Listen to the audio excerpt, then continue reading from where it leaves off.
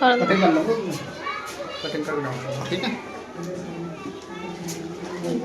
हाँ भाई, चश्मा लगा लो। हाँ भाई, आपका हाफ ईयरली एग्जाम जिसको आप कहते हैं अर्धवार्षिक परीक्षा का जो गणित का पेपर है उसका सॉल्यूशन देखेंगे। ये हमारा पेपर है, 12 प्रश्न ये हैं, फिर ये प्रश्न है तुम्हारे, और फिर ये प्रश्न है आपके,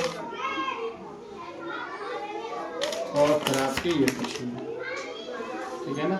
प्रत्येक सवाल को आपको मैं समझाने की कोशिश करता हूँ। तो पहला जो हमारा सवाल है उसमें आपको क्या निकालना था, HCF। तो 26 और 51 का HCF कितना आया था हमारा, 13। द्विघात समीकरण में हमने x² प्लस के 7x प्लस के 10 के मूलों का योग निकालना, कितना आया था हमारा -7। और इसके बाद हमने कहा x + y बराबर 10, x - y बराबर कितना हमारा 6। तो xy का जो मान जो निकल के आया था वो कितना आया था हमारा 8,2। इसके बाद हमने द्विघात समीकरण में जो विभक्तीकरण या डिस्क्रीमेंट का जो फॉर्मूला होता है वो क्या होता है हमारा b² - इसके बाद हमको 12 में पद निकालना था वो कितना आया था हमारा 73। इसके बाद हमने जो हमारे 6.1 में AD बटे में DB बराबर AE बटे में EC निकाला था, उसमें x का मान कितना निकल गया था हमारा। अगर वृत्त का व्यास हमारा AB है और A के और B के कोऑर्डिनेट दे रखे हैं तो वृत्त के केंद्र के कोऑर्डिनेट कितने निकल के आए थे हमारे 2, -3। अगला सवाल था हमारा 8वां, sin 60 का मान कितना होता है √3/2। अगर कोई वृक्ष 10 मीटर ऊंचा है तो लंब होगा कितना 10, और आधार कितना दे रखा है छाया 10√3। तो सूर्य का उन्नयन कोण आपको निकालना था, तो कितना निकल गया था हमारा 30। कितना निकल गया था 30। चलो अब देखो अगला सवाल हमारा है,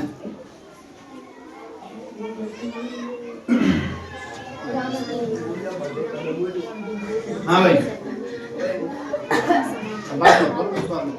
हाँ भाई, अगला जो हमारा सवाल था 10वां, इसमें कह रहा है आपसे वृत्त के किसी बाह्य बिंदु से वृत्त पर खींची गई स्पर्श रेखाओं की संख्या कितनी होती है। आपसे अगर बात करें किसी भी वृत्त पर किसी बाह्य बिंदु से एक्सटर्नल पॉइंट से अधिकतम कितनी स्पर्श रेखा खींची जा सकती है हमारी 2। तो पहली तो ये, दूसरी ये। अगर इसको मैं P बोलूं तो ये क्या होता है स्पर्श बिंदु A, ये क्या होता है स्पर्श बिंदु हमारा B। तो संख्या कितनी होती है उनकी हमारी 2। सवाल नंबर हमारा 11वां, कौन सा हमारा 11वां। R त्रिज्या वाले वृत्तखंड, R त्रिज्या वाले वृत्त के त्रिज्यखंड का क्षेत्रफल, आप बताइए त्रिज्यखंड का क्षेत्रफल कितना होता है। त्रिज्यखंड का क्षेत्रफल कितना होता है हमारा θ/360 कितना हमारा πr²। ये पूछा था हमारा।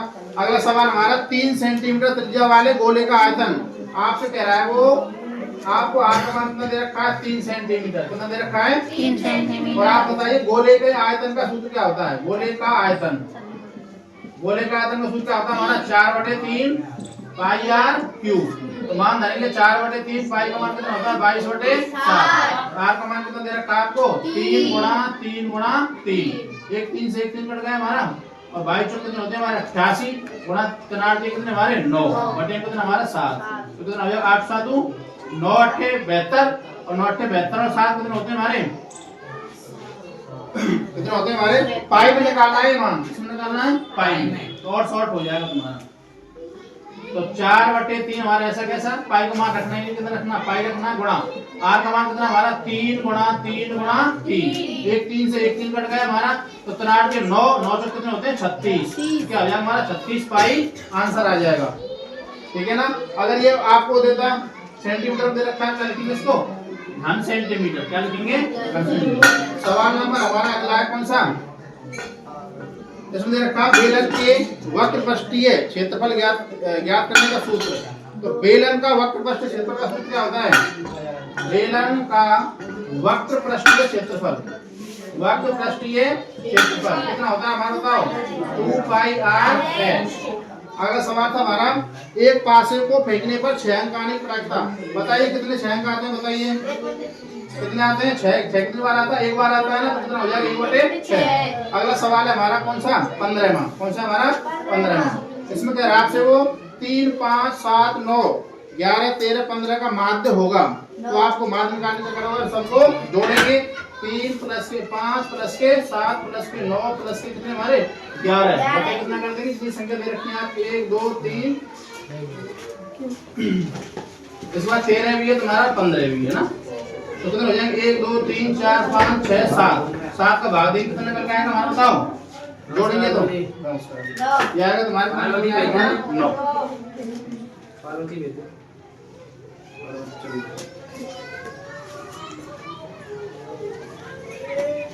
कितना प्रोग्राम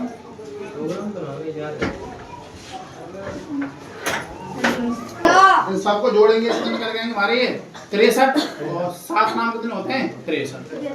अगला सवाल हमारा कौन सा है, सवाल नंबर दूसरा। कौन सवाल हमारा दूसरा, अर्धवार्षिक का पेपर सॉल्यूशन है आपका ये ना। हाँ भाई, अगला सवाल हमारा दूसरा, वो कह रहा है आपसे रिक्त स्थानों की पूर्ति के लिए अगर आपको a1x प्लस के b1y प्लस के c1 तथा a2x प्लस के b2y प्लस के c2 बराबर आपको दे रखे हैं, तो a1 बटे a2 बराबर b1 बटे b2 बराबर c1 बटे c2, तो रेखाएं कैसी होती है हमारे बताओ, कैसी होती है रेखाएं, समपाती। कैसी होती है रेखाएं समपाती के लिए आपको a1 बटे a2 बराबर किसके b1 बटे b2 बराबर किसका होता है c1 बटे c2। सवाल नंबर हमारा ये तो पहला हो गया। सेकंड जो सवाल है हमारा उसमें कह रहा है वृत्त के किसी बिंदु पर स्पर्श रेखा स्पर्श बिंदु से जाने वाली त्रिज्या पर क्या होती है बताओ। भाई आपसे कह रहा है वृत्त के किसी बिंदु पर, वृत्त का कोई क्या हमारा, वृत्त के किसी बिंदु पर स्पर्श रेखा, सपोज करो मैंने आपको ये स्पर्श खींच दी, ठीक है ना, स्पर्श रेखा स्पर्श बिंदु से जाने वाली त्रिज्या तो क्या होती है इस पर, ये लंब होती है। क्या होती है, लंब। अगला सवाल हमारा कौन सा इसका तीसरा, इसमें कह रहा है आपसे घड़ी की मिनट की सुई 1 मिनट में कितना कोण बनाएगी, 1 मिनट में कोण, मिनट की सुई बताओ कितना बनाएगी 6 डिग्री, कितनी बनाएगी 6 डिग्री, और 6 का 36 टोटल एंगल कितना होता है हमारा 360 डिग्री, ठीक है ना। अगला सवाल हमारा कौन सा बताओ, सवाल हमारा कौन सा है, देखो अगर वो आपसे मिनट की ना पूछ के सेकंड की पूछता, क्या पूछता सेकंड की, तो आपका आधा डिग्री एंगल बनता, कितना बनता आधा डिग्री। सवाल नंबर इसका चौथा, आपसे कह रहा है वो शंकु का आयतन, शंकु का आयतन कितना होता है भाई, वॉल्यूम ऑफ पॉइंट, शंकु का आयतन वॉल्यूम ऑफ पॉइंट कितना होता है 1/3 पाई आर स्क्वायर एक्स, कितना होता है 1/3 पाई आर स्क्वायर एक्स। इसके बाद हमारा अगला सवाल है हमारा कौन सा पांचवा, वो कह रहा है आपसे किसी वृत्त के किसी व्यास के सिरों पर खींची गई स्पर्श रेखाएं कैसी होती हैं। अगर कोई वृत्त है उसके में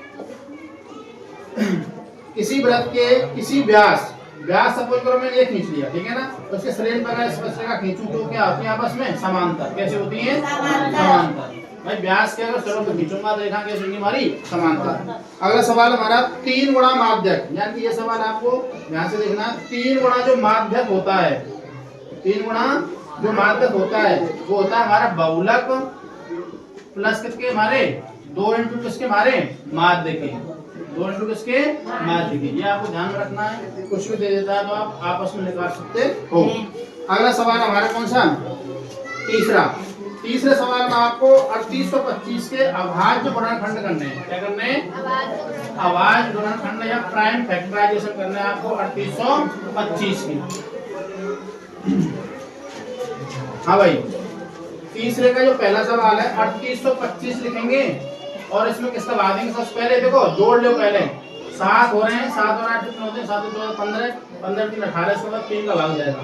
अगर किसी अंकों के योग में 3 का भाग चला जाता है तो संख्या में 3 का भाग जाता है। 3 एकम 3, 3 दूनी 6, कितने बच गए हमारे 2, 3 7 21 3 पंजे 15, भैया 3 का 3 जो का भाग है 3 दूनी 6, 3 पंजे 15। अब देखो 4 और 2 कितने होते हैं 6, 6 और 5 कितने होते हैं 11, 11 में 3 का भाग नहीं जाता तो नहीं जाएगा। लास्ट में 5 और 0 देखता हो तो इसका भाग जाता है 5, 5 8 40, कितने बचे 2 और 5 25, 8 5 13, ठीक है ना, 13 में 3 का भाग नहीं जाता कितना जाएगा 5, और 17 पंजे कितना होता है, देखो 5 एकम 5 और 5 17 एकम 33। 3 भी अभाज्य है, 3 भी अभाज्य है, 5 भी अभाज्य है, 5 भी अभाज्य है, 17 भी हमारा अभाज्य। और गुणनखंडों के रूप लिखना है तो अभाज्य गुणनखंड के गुणनफल के रूप में कितना हो जाएगा 3 गुणा 5 गुणा कितना 17, 3 कितनी बार 2 बार, 5 कितनी बार 2 बार, 17 कितनी बार हमारा 1 बार। ये क्या हो जाएगा हमारा फाइनल आंसर।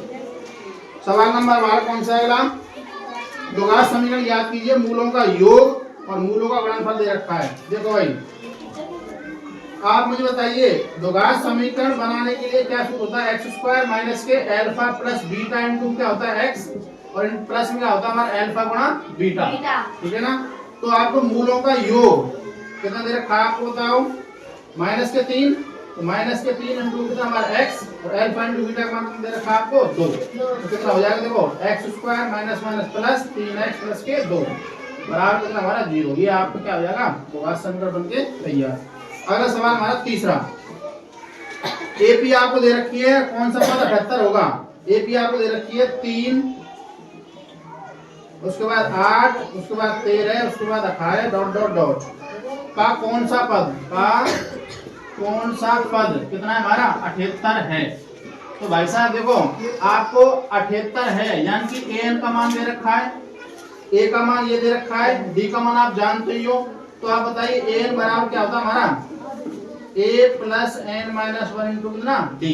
एन का मान दे रखा है आपको 78, ए का मान कितना है 3, एन का मान आपको ज्ञात करना है, डी का मान कितना अंतर है 5 का, बस 3 और 5 कितने होते हैं 8। तो 78 ऐसा कैसा बराबर 3 प्लस 5 एन माइनस के 5।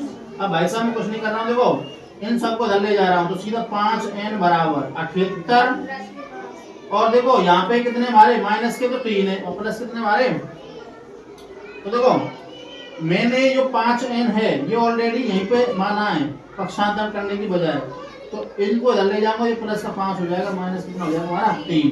तो 5 एन बराबर कितने हमारे बताओ, कितने बचेंगे यहाँ पे 80, और कितनी बार कटेगा 16 पंजे 80, तो एन का मान कितना आ जाएगा हमारा 16, कितना आ जाएगा 16। तो 78 कौन सा पद है हमारा 16वां पद है, 78 कौन सा पद है 16वां पद है। ऐसे करना चाहिए, कुछ नहीं इसमें। अगला सवाल हमारा कौन सा है भाई? अगला सवाल हमारा ट्रिग्नोमेट्री का। ट्रिग्नोमेट्री में क्वेश्चन हमारी 8.2 से 8.2 में लगभग आपके पहले सवाल में से लिया है। आपको जो टेबल में करवाई थी, टेबल में सीधे मान रखने हैं। हाँ भाई, सवाल नंबर चौथा है हमारा साइन साइड, साइन साइड, और इनको क्या दे रखा है आपको cos 30 प्लस में साइन 30 और cos साइड। हाँ भाई, साइन साइड का मान कितना होता है √3/2, cos 30 का मान कितना होता है √3/2, साइन 30 का मान 1/2 और cos साइड का मान 1/2। हाँ भाई, रूट का रूट से करेंगे कितना हो जाएगा 3/4, कितना हो जाएगा 1/4, जोड़ेंगे कितना आएगा तुम्हारा 1, कितना आएगा 1, और एलसीएम लेना सब जानेंगे, एलसीएम कितना आएगा हमारा 4, तो 3 प्लस के 1 बराबर 4/4 बराबर कितना हमारा आंसर। सवाल नंबर हमारा इसका 5वां, भूमि के उस बिंदु से जो मीनार के पद बिंदु से 30 मीटर की दूरी पर है, मीनार के शिखर का उन्नयन कोण आपको दे रखा है 30 डिग्री। देखो सीधा आपको सवाल दे रखा है इस तरीके से, ये मीनार है, उन्नयन कोण दे रखा है 30 डिग्री, इसका नाम ए, इसका नाम बी, इसका नाम सी। आपको ये वाली दूरी दे रखी है 30 मीटर, कितनी दे रखी है 30 मीटर। आपको मीनार की ऊंचाई निकालनी है, इसको आप h मान लेंगे।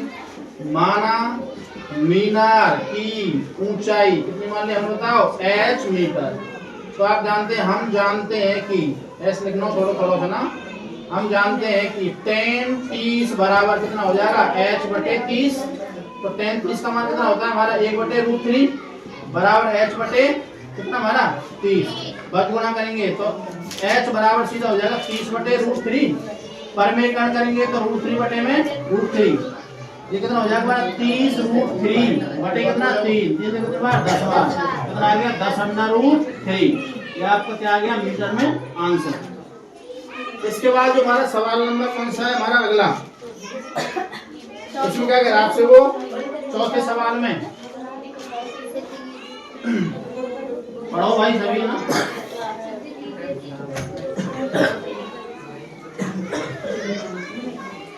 चौथे सवाल में कह रहा सिद्ध कीजिए, सिद्ध कीजिए, सिद्ध कीजिए कि 3 प्लस के 2√5 एक क्या हमारी अपरिमेय संख्या है। कैसी है? अपरिमेय संख्या है। तो देखो इसका सॉल्यूशन आपको प्रूव करना था, तो मानेंगे माना 3 प्लस के 2√5 एक क्या हमारी परिमेय संख्या है, उल्टा मान लिया परिमेय संख्या है। और परमेय संख्या तो p बटे q होगी और q नॉट इक्वल टू होगा हमारा 0 तो होगा और p और q हमारे कौन होंगे यहाँ पे बिलोंग्स टू इंटीजर, क्या होंगे इंटीजर यानी पूर्णांक संख्या है, पूर्ण संख्या है। अब देखो यहाँ पे अलग से क्या मान देते हम, माना a तथा b दो क्या हमारी सहअभाज्य संख्याएं, क्या हमारी सहअभाज्य संख्याएं हैं। और सहअभाज्य संख्या तो बताओ मैं क्या लिख सकता हूँ a बटे b, यानी इसको आप ऐसे लिख दो 3 प्लस के 2 अंडर रूट 5 बराबर किसके a बटे b के, तो 2 अंडर रूट 5 बराबर किसके a बटे b, उसको धर ले जाएंगे माइनस के 3 तो अंडर रूट 5। अब देखो पहले उसका एलसीएम ले लो आप, 2 अंडर रूट 5 बराबर कितना हो जाएगा a माइनस के 3b बटे कितना b, ये 2 इसके बटे में जाएगा तो अंडर रूट 5 बराबर कितना a माइनस के 3b बटे में कितना b, और b के साथ क्या लग जाएगा हमारा 2b।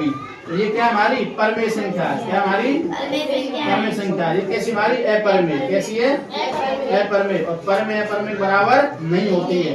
अतः हमारा मानना क्या है गलत है, अतः हमारा मानना गलत है क्योंकि 3 प्लस के 2 अंडर रूट 5 क्या हमारी एक अपरिमेय संख्या है, क्या है अपरिमेय संख्या। अपरिमेय संख्या के साथ किसी गुणा करने पर भी अपरिमेय रहती है, कोई उसके जोड़ दे उसके साथ फिर भी अपरिमेय रहती है।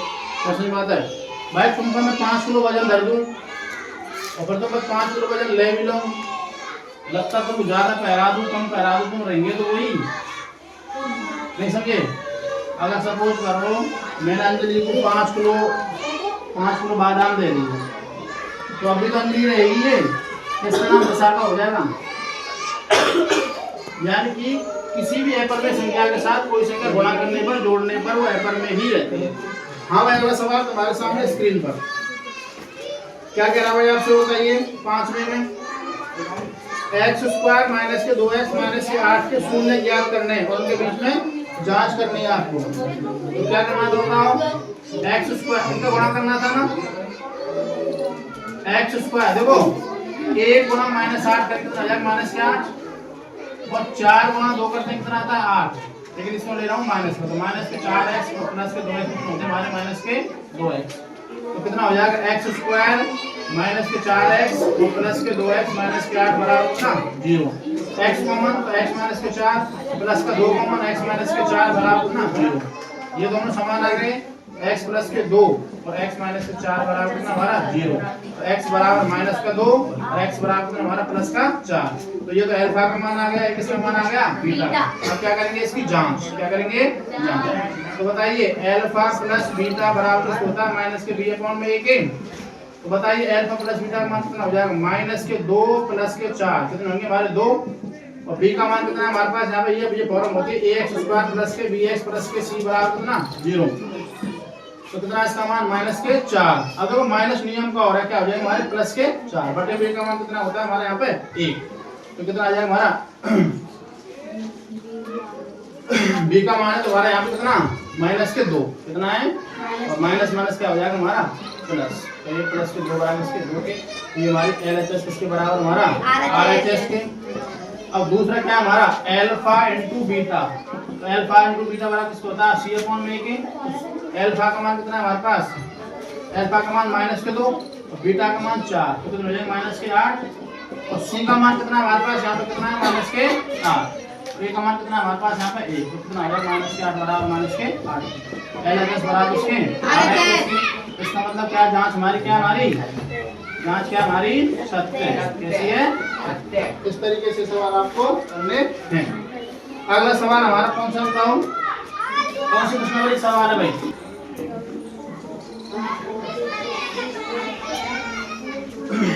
सवाल नंबर हमारा कौन सा है 6वां।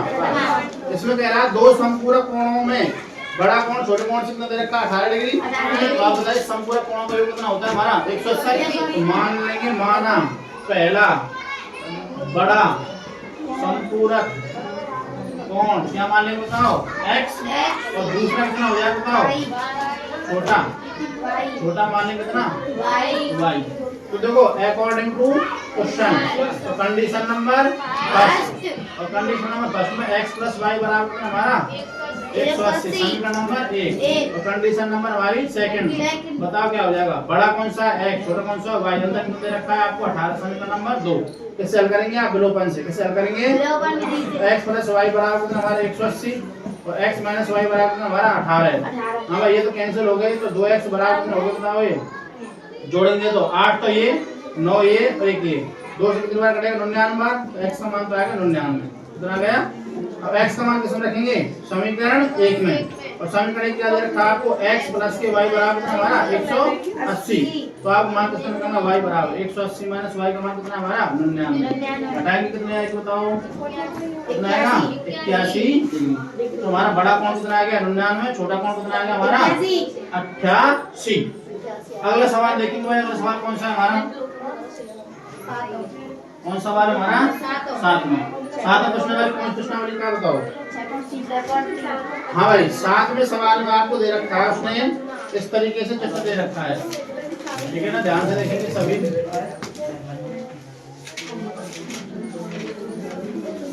इसको आप ऐसे बना लो डायरेक्ट, ठीक है, ऐसे बना लो। इसका नाम A, इसका नाम B, इसका नाम C, इसका नाम D, इसका नाम L, M, और ये क्या दे रखा है आपको N, ठीक है ना। तो जो चीज आपको दे रखी है, दिया है वो दिया है, लिखेंगे दिया है, क्या दे रखा है L, M समांतर CD तथा L, M समांतर क्या दे रखा है आपको CD, क्या दे रखा है, और सिद्ध करना है। सिद्ध क्या करना होगा आपको, करवा रहे थोड़ा सा क्या दे रखा है, AM बटे में क्या दे रखा है आपको AB बराबर किसके दे रखा है आपको AN बटे में AD।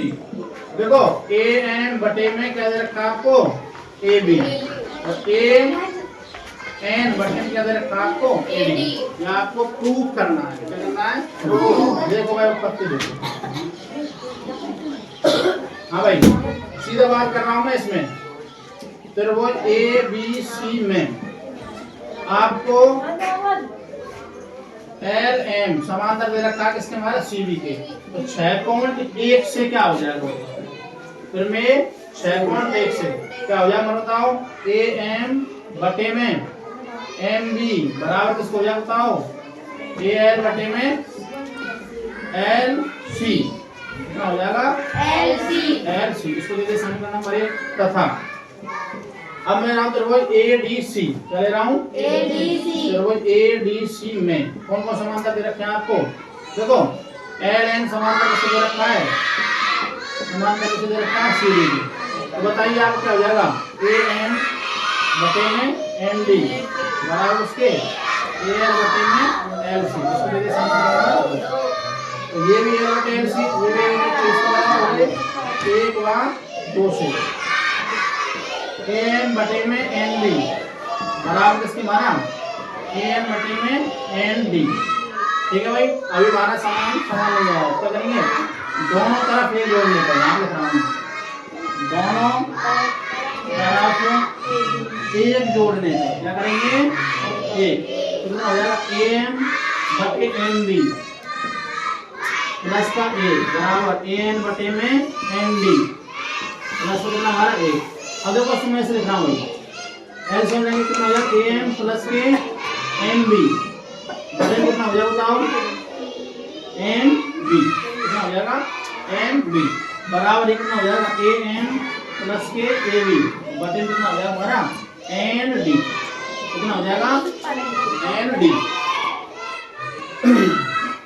हमारी बात सुना ज्यादा समझ, यहाँ पे एक काम कर सकते हैं आप, और थोड़ा शॉर्ट करेंगे, यहाँ पे इसका उल्टा कर सकते थे, क्या कर सकते थे उल्टा, इसको उल्टा करूंगा कितना हो जाएगा MB बटे में AM, यहाँ पे व्युत्क्रम क्या कहते हैं इसको, व्युत्क्रम, तो MB बटे में कितना हो जाएगा हमारा AM बराबर ND बटे में कितना हो जाएगा हमारा AN।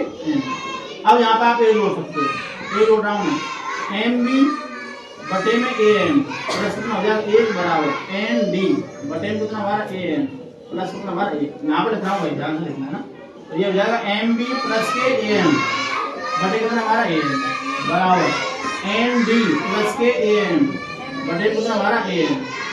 ठीक है सर, ये कितना हो जाएगा हमारा ए बी, क्या हो जाएगा एम बी प्लस के एम, क्या हो जाएगा एम बी प्लस के एम, कितना हो जाएगा ए बी बटे कितना हमारा बताओ एम बराबर ये कितना हो जाएगा हमारा ए डी, कितना हो जाएगा ए डी बटे कितना हमारा ए एन। अब देखो एक बार व्युत्क्रम और कर दो इसको, कोने व्युत्क्रम करने पर कोने उल्टा करने पर कितना हो जाएगा ए एम बटे में ए बी बराबर किसके हमारा ए एन बटे में किसके ए डी के। ये क्या हमारा हेंस, ये थोड़ा सा ये लगाओ।